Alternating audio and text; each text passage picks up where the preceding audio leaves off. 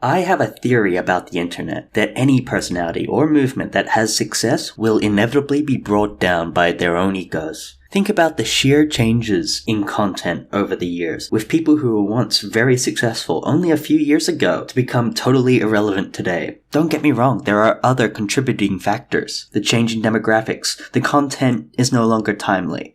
The simple fact is, people will stop watching for hundreds of reasons. But no matter the factor, there is one consistent theme in each of these people's fall, and that is their ego. Their overinflated self-importance simply because they make videos on the internet. That their success is permanent or intrinsic to their own self-worth, and not because they simply got lucky. They become deluded, and as time goes on, their ego becomes destructive. Every story on the internet ends with an ego. There are no exceptions. And there are hundreds of examples of this. But our story today is about one of the internet's first. Good news, everyone! Atheists own the internet! We've won! Go check out reddit.com or dig.com or stumbleupon.com or hell, any of them, it doesn't matter. And you'll see for yourself that the religious are fodder for our amusement. They've become the laughingstocks of the internet, where their gullibility and hypocrisy is pointed out in meme after meme after meme. Things have changed now, haven't they? There was a time, from 2006 to 2013, when internet atheism was all the rage. You couldn't use the net without seeing their memes, arguments, or their eccentric personalities. They shoved it into everyone's faces, to obnoxious levels. They genuinely thought that they would take over the world and completely eradicate religion in the West. Millions of hours worth of content by the so-called new atheists, completely dedicated to making fun of the religious, and they were successful. But in 2019, the tables have long since turned, and now they've been hounded off the internet, mocked as they once mocked others, as nothing more than fedora tippers full of bluster but no substance. There's a certain irony to that, because all stories on the internet end with an ego, and this was the case for internet atheism. All internet movements failed to some degree, but very few were as spectacular as the smug, angry individuals of new atheism. How did this happen? What changed? Where are they now? That is what this video is about. The 2000s were characterized by one single major event. September 11th, 2001, when a group of Islamic jihadists took 4 planes and crashed them into various landmarks, but most famously, the Twin Towers in New York City. I can to this day remember exactly where I was when this happened, and so could most of the planet. It was just that significant of an event. People were scared. The tragedy, the loss of life, the senselessness of it. It was incredibly difficult to comprehend. The jihadists had a multitude of different reasons why they did this, but many people, including the soon-to-be-formed new atheists, focused on their religious motivation, that Islam as an ideology was the cause. The cause of them doing the absolutely insane action of flying a plane into a populated building. As both a direct and indirect consequence of this attack, the Americans engaged in 2 wars in the Middle East. The then President George W. Bush, a devout Christian, consistently used religious language in describing the enemy and the conflict between them. He would often use the word crusade. When he returned to the White House, he spoke to the media. This crusade, this war on terrorism, is going to take a while. A religiously and politically loaded term in describing the impending wars.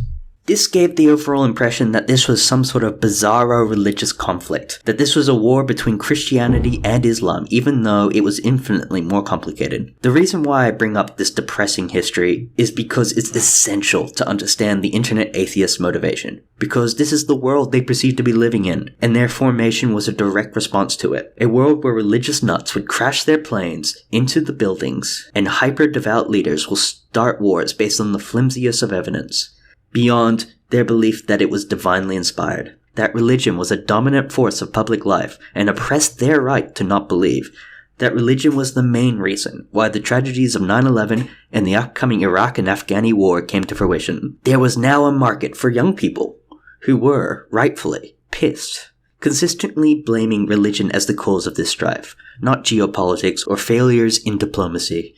Religion. The kindling was there. Now all it needed was a spark, a leader.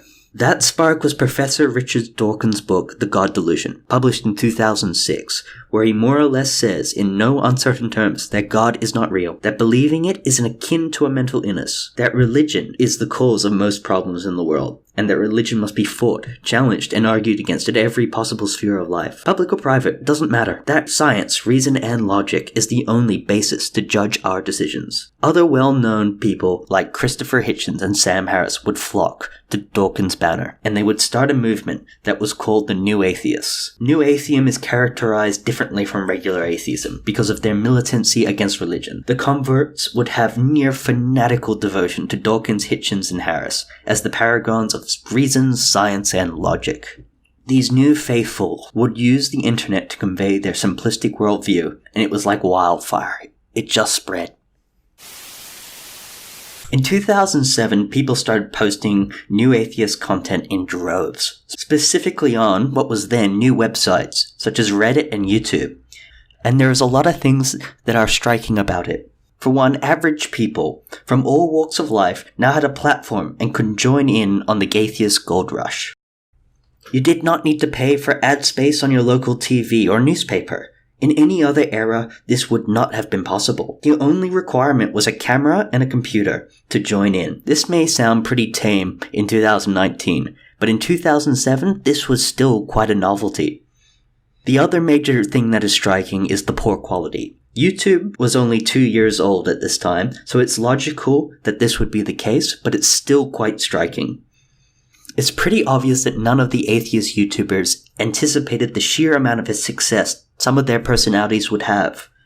YouTubers calling themselves Amazing Atheists and Thunderfoot, amongst hundreds of others, were all of a sudden raking in hundreds of thousands of views, sometimes even millions. Most of the content at this time focused on tackling the creationist point of view, people who take the Bible story of creation literally, and how science can show us how this interpretation is false. The most notable figure opposing them in these early years would be a young 20-something YouTuber, creationist, named Venom Fang X.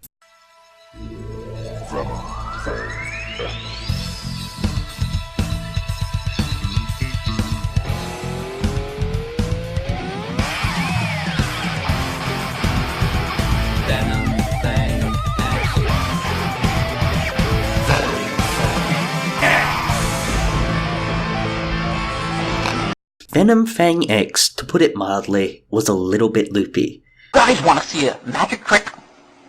I'm going to make an atheist disappear.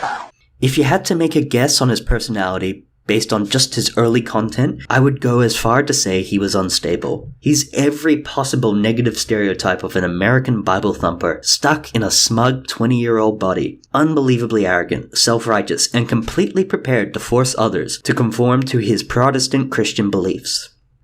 Venom Fang X embodied all new atheist fears and contempt into one person, as someone who put God before all things, including science, reason, and logic. It was this conflict between Venom and the atheists that drove initial internet interest into atheism. Venom would post rants about the Bible, and a YouTuber like Thunderfoot would post a debunking video. This planet is covered 3/4 in water. If the planet flooded like the Bible says, the Grand Canyon could have been formed in about 5 minutes. This is a geographical map of the United States. This is the Grand Canyon. The Grand Canyon is about 300 miles long. In order to travel from one end of the canyon to the other in 5 minutes, it is required that you would be travelling at about 5 to 6 times the speed of sound. It was entertaining, like an internet soap opera with a whole cast of characters to take part in the pile-on. Venom's unbelievable arrogance covered up the atheists' own flaws as people. As such, they could frame themselves as good, honorable men and women from atheism, while Venom embodied the opposite of that. They found a monster to project upon. The conflict between internet atheism and Venom Fang X would rage throughout 2007, all the way to 2008, with Venom growing more and more unhinged as time progressed. Venom handled the criticism he was receiving extremely poorly, killing comments and ratings on his YouTube channel, which of course only caused more criticism and mocking. Venom crossed a line when he started taking down critical videos using a DMCA, despite the fact he did not own the copyright. This enraged the internet public, religious and non-religious alike, because because it was censorship, and the Streisand effect is real, bringing only more eyes to this unfolding saga. The great irony being is that Venom intended to destroy atheism at its source, but his actions ensured its spectacular growth. Thunderfoot, one of the atheist YouTubers, began legal action against Venom. Mr. Venom Fang X was now in serious trouble, because he had no legal leg to stand on, and was forced to arbitration with the help of his father. He was also forced to apologize in a YouTube video that Thunderfoot still has on his channel, almost like a trophy. This is an apology from myself to Thunderfoot and other YouTube users. I confirm that the contents of this apology are true and accurate.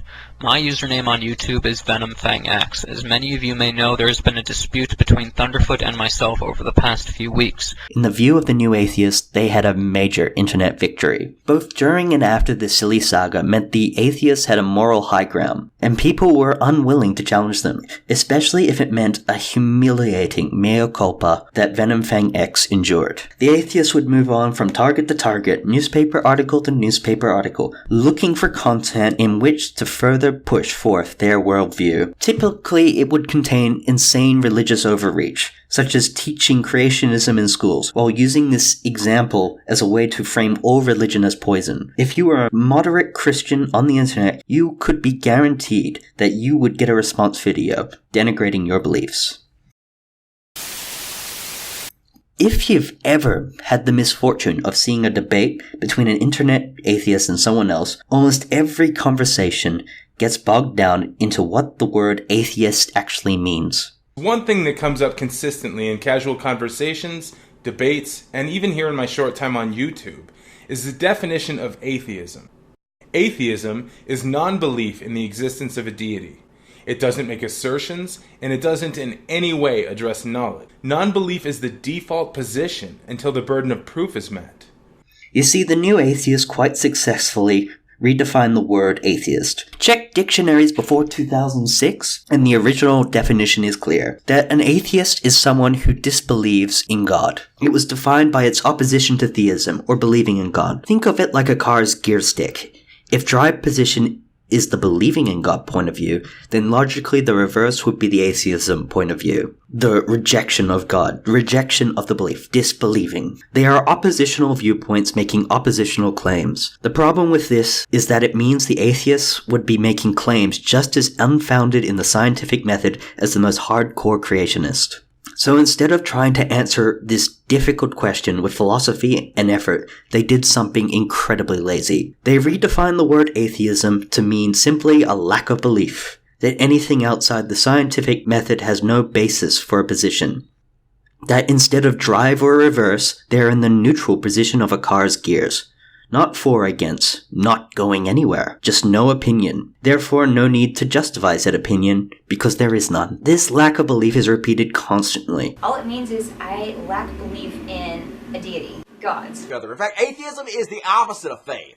Faith means belief without evidence, and atheism is a lack of belief in gods. So what is the difference between atheism and agnosticism, and ultimately, does it even really matter? So atheism can't be a religion because religion is believing something on insufficient evidence, whereas atheism is not believing stuff without sufficient evidence to believe in things. So the thing is, atheism is rational. What do you think about what he just said there? Does that make much sense to you? This looks like the typical YouTube buffoon steamroll debate. So first of all, he mischaracterizes God and defines God as a magical sky wizard so that he can then straw man the concept of God. Right. It's an autobiographical comment about one's personal psychology that I lack a belief in God. It's not a view. It's not something that is either true or false. It's just the absence of this particular belief. But that says absolutely nothing about the truth or falsity of the proposition that God exists. Boy, I tell you, I cannot get a lot of people to see that, though. They are really hanging on to this definition. You know why I think, Kevin? I think they hang on to this because it excuses them from engaging in the intellectual hard work of trying to justify their position. They don't have to offer then any justification for what they believe. They just say, well, I lack this belief. And it's really intellectual laziness. Video after video after video is atheists pushing forth this new definition to the point where most of the internet has accepted it. I mean, how can you argue with someone who will not even make the effort of putting forth a worldview? And it's clearly not something that the average atheist has thought through. They don't seem to realize that simply stating such a statement has profound philosophical implications. Rejecting or withholding belief in God because its lack of proof in the scientific method, while in the same breath claiming that reason and logic exist. Logic and reason are metaphysical concepts that exist outside of the scientific method. There are other standards of proof outside what can be done in a lab. For example, testimony in court. My points can easily be rebutted, but what I'm trying to explain, most of the debates of this time period never even got close to answering these interesting concepts. Most conversations were endlessly stuck on what the word atheism meant.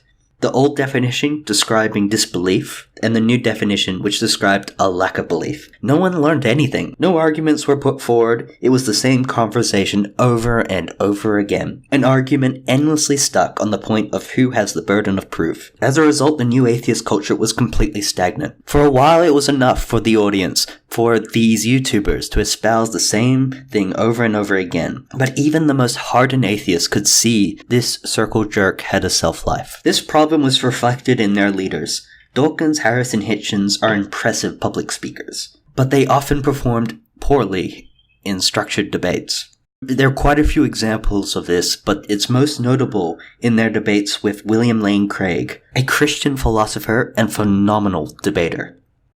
The one Christian apologist who seems to have put the fear of God into many of my fellow atheists.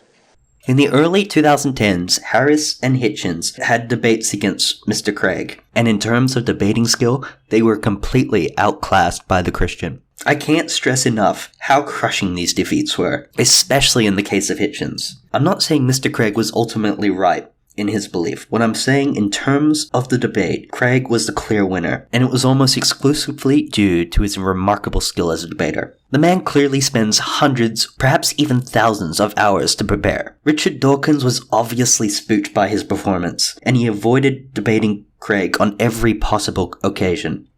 As criticism mounted, he would even write an op-ed explaining why he wouldn't debate him, where his less savory personality traits would show. It became apparent the man had a destructive ego. Dawkins writes, "Don't feel embarrassed if you've never heard of William Lane Craig. He parades himself as a philosopher, but none of the professors of philosophy whom I consulted had heard of his name either."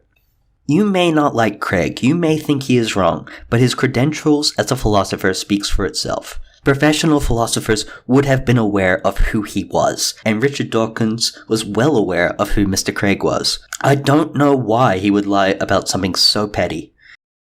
It was documented that they spoke directly to each other, and it's clear that Dawkins was very much invested in this potential threat. A journalist would describe an unconscious physical reaction Dawkins had by the mere mention of his name. You don't behave in such a way when someone does not matter. In the same opinion piece, claim Craig was a supporter of genocide. And it's a claim I find impossible to take seriously. It was simply a character assassination to avoid the growing calls for a debate. It was pathetic, and it certainly damaged the image of Dawkins as an untouchable intellectual.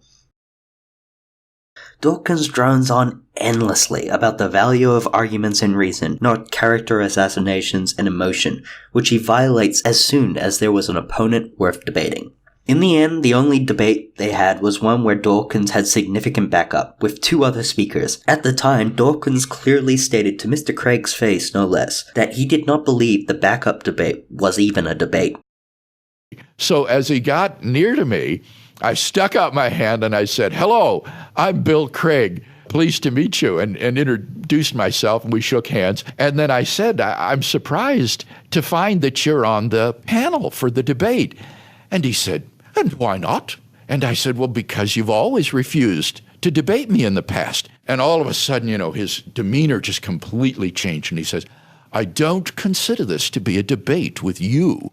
The Mexicans invited me to participate, and I accepted." And he turned away. And I said, "Well, I hope we have a good discussion." And he said, I consider that very unlikely, and just walked off. Just walked away, huh? And I thought, oh my goodness, this is really going to be interesting. This is a statement he would revert on in later years. The man is incredibly inconsistent. The air of a respected intellectual was punctured like a balloon, and there was no going back.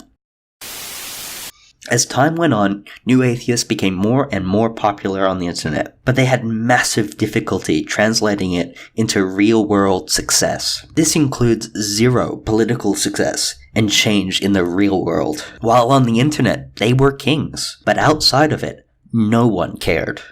Their internet personalities outside of Dawkins, Hitchens, and Harris performed shockingly poorly in the real world. A good example of this was a CNN report in 2013, which by pure happenstance had Mr. Craig. The YouTuber in question was The Amazing Atheist, and it was a panel discussion. The contrast is stark. Craig is in a perfectly tailored suit, and actually at the studio, showing he cared for the audience perception of him, caring how people would perceive him as a proselytizer of Christianity, while the Amazing Atheist is bearded in a crumpled collar shirt with his chest hair on display. He could not even make the effort to get on a plane and come to the studio. Throughout the interview, he has trouble looking directly into the camera, showing a somewhat meek personality, which contrasts with his internet persona. I think you're now getting a general sense of the major problem with these atheist talking heads. They don't care enough. They wanted to change the world for the better, yet they didn't even make the most basic efforts to improve their presentation. Hundreds upon hundreds of videos talking about how smart they are and certainty in what they are saying,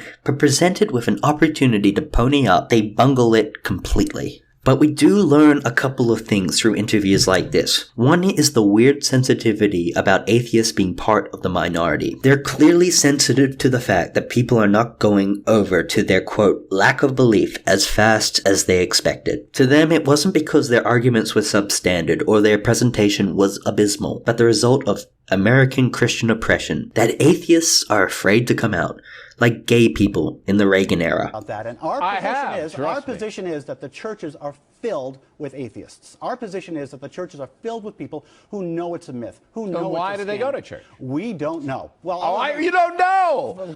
You don't know why it is. Bill, the whole point is that there's a lot of familial and social pressure keeping people into church. But some of them have an incredibly intense persecution complex, where they perceive themselves as second-class citizens. And then it dawned on me.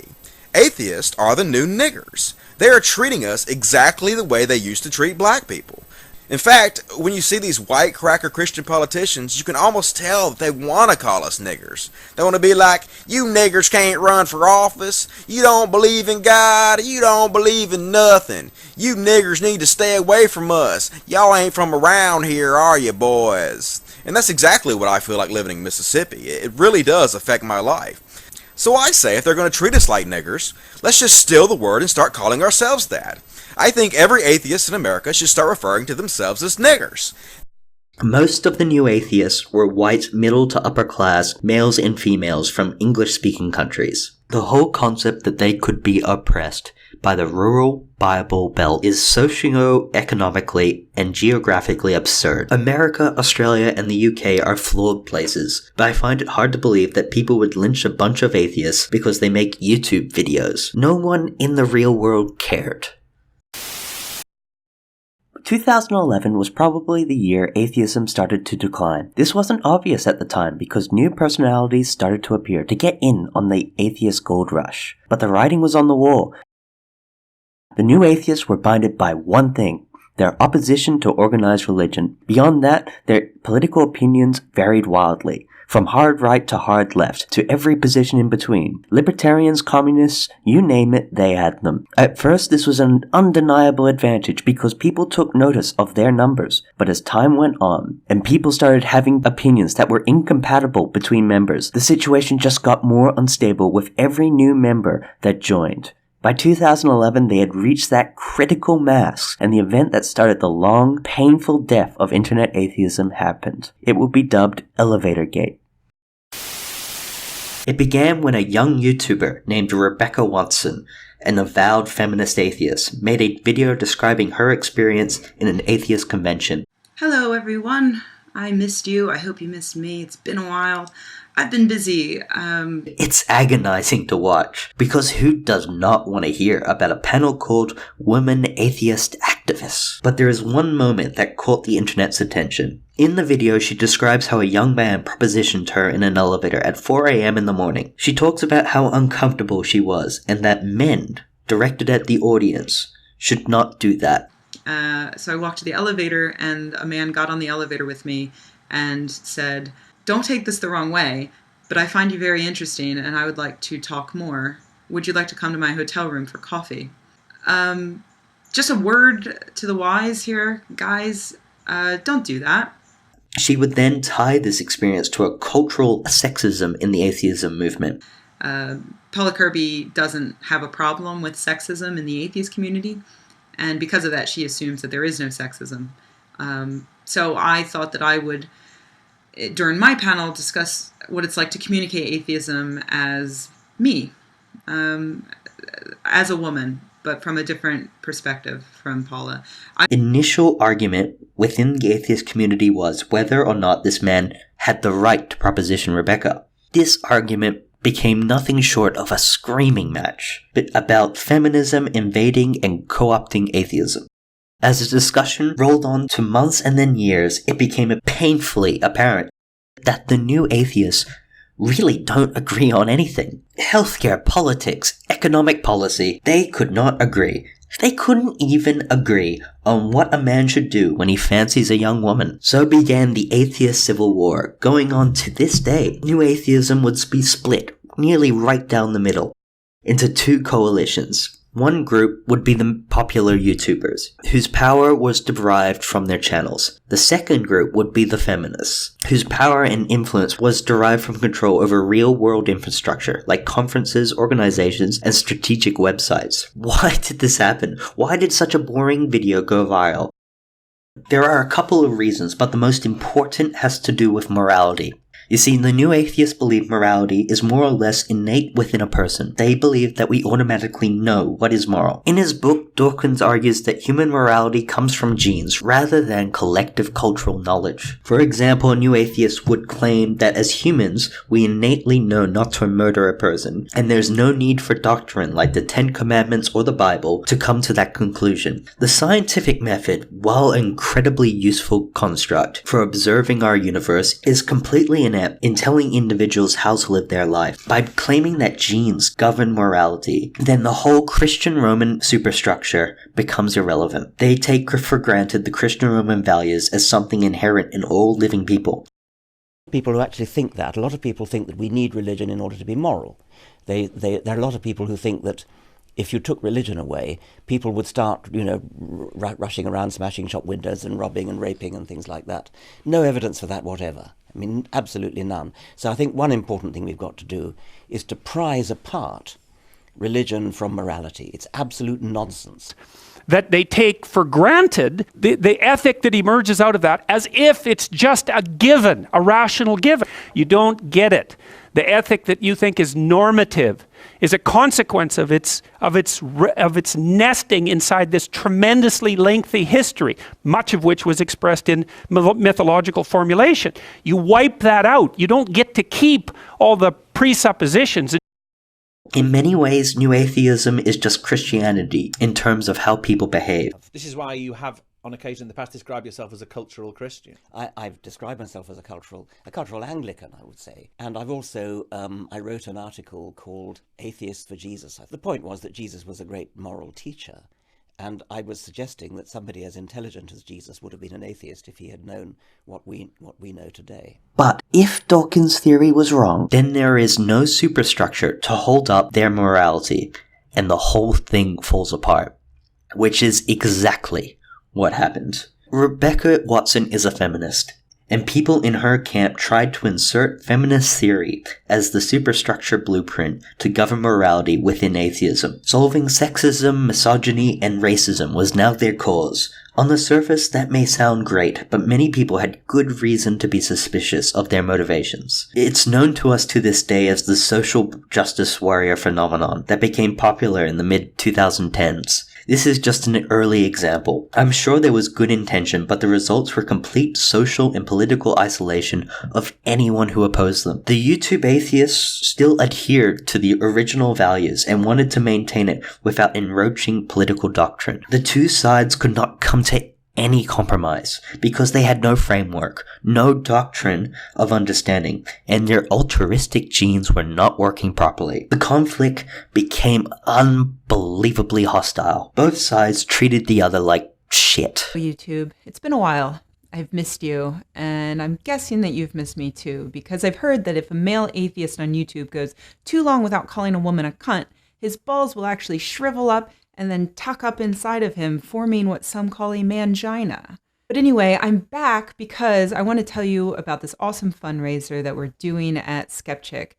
It's called Light the Night, and it's for the Leukemia and Lymphoma Society. It escalated rapidly, with Dawkins pouring gasoline on the fire by making fun of Watson. He wrote this letter regarding his opinions on the man in the elevator.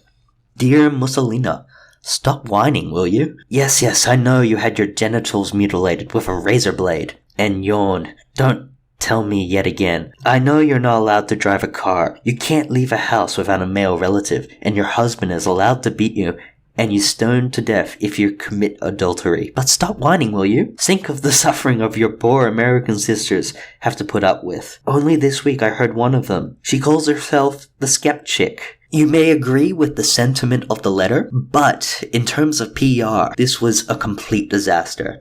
The Feminist Atheist, in no uncertain terms, would claim Richard Dawkins as a misogynist, the atheist YouTubers as racists, and remove them from all existing real-world atheist infrastructure. While the YouTubers called the Feminist Atheists as censors trying to wipe out any opinion opposing their own, that the feminists were nothing more than whiny crybabies who were stealing the movement from within. The conflict would escalate as the feminists banned the YouTubers from their events and websites. It was like a political coup. The split between Thunderfoot and Free Thought blogs was especially bitter. So a little after a week after joining Free Thought blogs, PZ Myers kicked me off. It seems that Free Thought really didn't extend as far as some minor political dissent on his views on feminism. Now, I know what a lot of you will be thinking. What, Free Thought blogs actually banned you? Are you kidding me? Isn't that just like take the biscuit in terms of conjuring up all those Orwellian misnomers like the Ministry of Truth and the Department of Love and the Free Thought blogs, where you've got absolute freedom to think as freely as you want, as long as those free thoughts actually agree with ours. What's important about events like this is it shows communication between both sides had completely broken down. This is despite the fact that in the past they worked closely with each other. But now that link was broken. The isolation of the two communities extended not only to websites and the internet, but to real-life meetups. Richard Dawkins was all of a sudden persona non grata to the conventions he used to frequent. Okay, you want to know how far the contamination has spread? This week, Richard Dawkins was disinvited from a science conference, while the Northeastern Conference on Science and Skepticism. Why? Because he had the temerity to retweet this parody of Big Red and Darwin. Cause you are an Islamist and you are a feminist. We have so very much in common. I say Islamophobia, I say misogyny, I blame the Jewish media, and I blame the patriarchy. Internet atheism was split, and it permanently crippled both sides' ability to push forward new strategy and their worldview. Any initiative a side would put forward to promote their worldview was doomed at the start because the other side would attack it. An example of this would be in 2012. The Feminist Atheists would launch an initiative called Atheism Plus. It was atheism plus the moral foundation of social justice and feminism. We're going to be atheists plus we care about social justice. We're going to be atheists plus we support women's rights. We're going to be atheists plus we protest racism. Atheists plus we fight homophobia and transphobia. Atheists plus we use critical thinking and skepticism. It was a massive flop because the YouTubers ruthlessly made fun of it, and because they dominated the YouTube space, they controlled the audience's first impression. Yes, it does. Atheism Plus is our movement. We will not consider you part of it. We will not work with you. We will not befriend you. We will herefore denounce you as the irrational, immoral scum you are, if such you are. If you reject these values, then you are no longer one of us. And we will say so publicly and repeatedly. You are hereby disowned. Oh, frickin' A, Richard. Yeah, any totalitarian McCarthyist witch hunt would be proud of your unwavering commitment to unquestionable dogma. And then, of course, you show your real intentions when someone merely says, I'll stick with the original atheism, thanks. And you respond, so, one vote for douchery. One of the feminist atheists, named Richard Carrier, welcomed the movement with a massaging of his own ego by stating that he was willing to provide, quote, intellectual artillery to the movement, and that was just another thing that was endlessly mocked. Atheism Plus, stating, I will provide any intellectual artillery they need to expand this cause and make it successful. Atheists Plus, we use critical thinking and skepticism. Well, it's nice to see you didn't completely forget about critical thinking in that list. To think it all began because of one man who had the audacity to proposition a young girl for sex in an elevator. While atheism was at war with itself, its enemies were sensing its weakness. You got to understand, new atheists throughout all this time were among the most smuggest, most self-righteous people you would ever meet. They couldn't understand that every person they made fun of, every time they bragged, every time they got into a fight, that meant one more person would join the ranks of people who wanted to see them get a black eye. Almost all their enemies were unnecessary, and it's human nature to strike back. And new atheists were just too damn arrogant to see the ditch that they were digging for themselves. That slowly, over the years, a critical mass of people was building up against them. All they needed was one mistake to unite them. That mistake happened on the 4th of January 2013. A Reddit user by the name of Alois posted an attempt for an inspirational quote he came up with describing the value of atheism. In this moment, I am euphoric, not because of some phony God's blessing, but because I'm enlightened by my intelligence. And like that, the spell was broken. The comment went viral on the internet as a funny but perfect encapsulation of the average internet's atheist's own delusions. They were ruthlessly mocked, and Alois, who was open to any and all criticism, deleted the post in shame. But at that stage, the damage was done. The atheists completely lost control of the conversation. While the internet was once a safe haven for them to espouse their beliefs, it was now a place where they got challenged on every possible occasion. And there's a certain irony to that they were treated as they treated so many others. They were laughed at, dismissed, bullied, and generally made into the internet joke for the next year. The symbol of the fedora, a hat that embodies pretension and phony intelligence, was co-opted and forced upon the internet atheists to this day, all because of one stupid quote. Atheism went from being the coolest thing on the internet to the lamest. View counts plummeted across the board, and the movement stalled. Each of the talking heads reacted to the crisis differently. Some, like Thunderfoot and the Amazing Atheist, saw the change in the winds and would trickle their atheist content and focus on more relevant topics, such as anti-feminism. Others would continue releasing atheist content as if it was still 2006, and their view counts suffered because of it. Christopher Hitchens,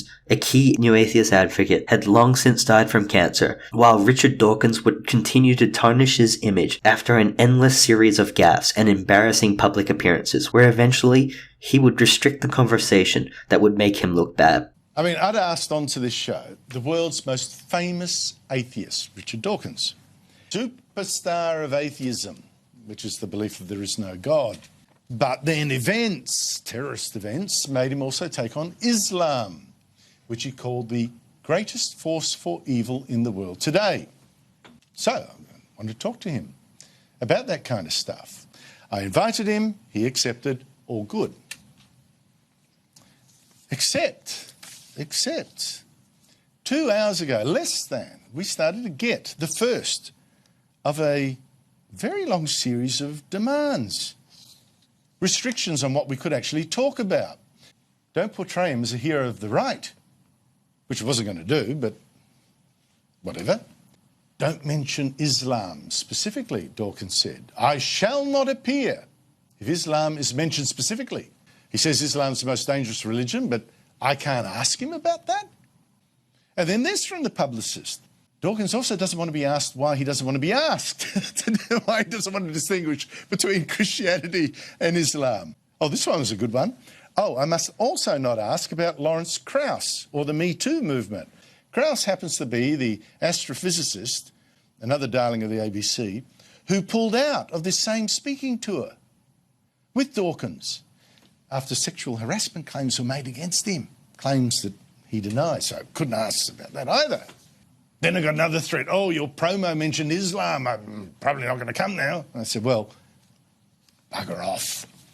Bugger off. There is still a hardcore group that still follows Dawkins, but his influence in the public sphere has collapsed. The gold rush was over, so began the brutal decline of new atheism. New kings of YouTube, known as the skeptics, whose focus would be on the cultural war against feminism, a conflict that would spill into other communities, atheists and religious alike. That's where the interest lied post-2013. The skeptics contained many former internet atheists, but new atheism as a movement died that day. The dream of new atheism was ambitious, but it was doomed to fail. A dream of ridding the world of religion, replacing it with science, reason, and logic, unfulfilled. Why? Because of the people in it. Because they could not hold back their massive egos. They didn't realize that a political movement takes more work than making videos on YouTube. Too deluded into thinking that just because they shared a common interest to oppose religion, that they had enough in common to change the world. It was never really about reason or logic, but a group of YouTubers who were successful and mistaken that internet success as real world success. All they saw were their view counts going up and their like bars in the tens of thousands, thinking it meant real-world change. It was meaningless, but they used this validation as a reason to shove it into everyone's face, until the rest of the internet just said enough. Overnight, they were made into a laughingstock, as a stereotype of an angry, delusional neckbeard who thinks he knows more than everyone else. Now the whole thing is a heaping ruin, with few embers, but the movement is well and truly over. All internet stories end with an ego. There are no exceptions. The Fedora Lords of New Atheism were just one of the first.